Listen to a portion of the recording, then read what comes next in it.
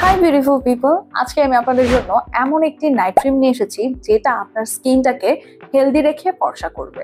Korean এই night ক্রিমটি কিন্তু অ্যাডভান্স ফর্মুলার গ্লুটাথিয়ন দিয়ে মেক করা হয়েছে, যা আপনার স্কিনটাকে ফর্সা করার পাশাপাশি আপনার স্কিনটাকে দাগহীন করবে। এবং দাগহীন স্কিন কিন্তু আমরা সবাই চাই।